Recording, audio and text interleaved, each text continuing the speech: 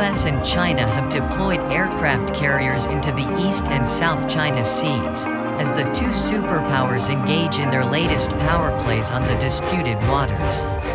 It comes amid already high tensions in the Indo-Pacific region, with hundreds of Chinese vessels, which the Philippines claim are linked to China's navy, moored inside Manila's 320-kilometer exclusive zone. Last week, the Philippines sent light military aircraft to fly over the 200-plus boat flotilla at the Whitsun Reef. Despite Manila's growing protest, the Chinese fleet remains. The US, Japan and Indonesia also stepped up pressure on China over the dispute last week. On Sunday, according to local media, a U.S. aircraft carrier strike group led by the USS Theodore Roosevelt entered the South China Sea from the Strait of Malacca.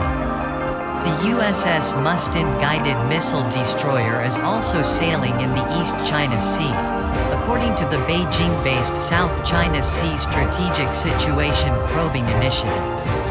The Chinese aircraft carrier, Liaoning, passed through the Miyako Strait off southwestern Japan on the weekend.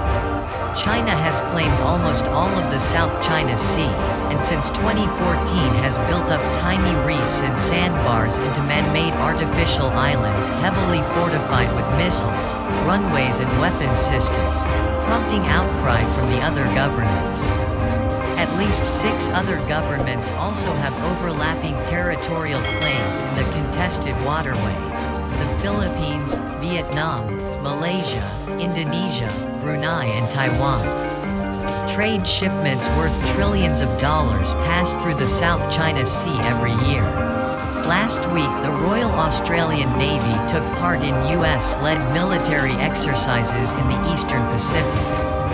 The US also conducted exercises with Japan in the East China Sea and India in the Indian Ocean.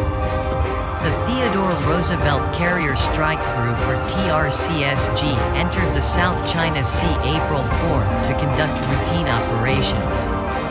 This is the second time TRCSG has entered the South China Sea during its 2021 deployment to U.S. 7th Fleet Area of Operations.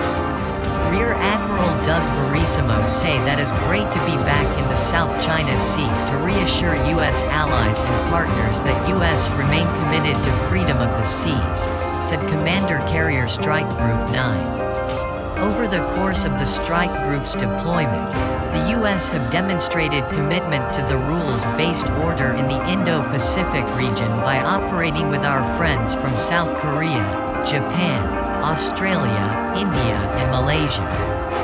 He looked forward to continuing to sail together with all those that embrace our collective vision of security and stability in one of the most important regions in the world. While in the South China Sea, the strike group will conduct fixed and rotary wing flight operations, maritime strike exercises, anti-submarine operations, coordinated tactical training, and more.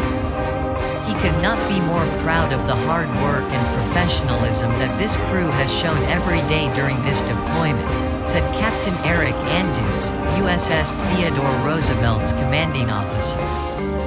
U.S. sailors' tenacity and warfighting prowess is unmatched and is a testament to U.S. Navy's resolve to maintain free and prosperous seas. The TRCSG consists of USS Theodore Roosevelt, CVN-71, Carrier Air Wing or CVW-11, the Ticonderoga-class guided missile cruiser USS Bunker Hill CG-52, Destroyer Squadron 23, and the Arleigh Burke-class guided missile destroyer USS Russell DDG-59. TRCSG's operability in the region directly supports the Chief of Naval Operations Navigation Plan to master all domain fleet operations, and exercise with like-minded navies to enhance our collective strength. 7th Fleet is the U.S. Navy's largest forward-deployed fleet and employs 50 to 70 ships and submarines across the Western Pacific and Indian Oceans. 7th Fleet routinely operates and interacts with 35 maritime nations while conducting missions to preserve and protect a free and open Indo-Pacific region.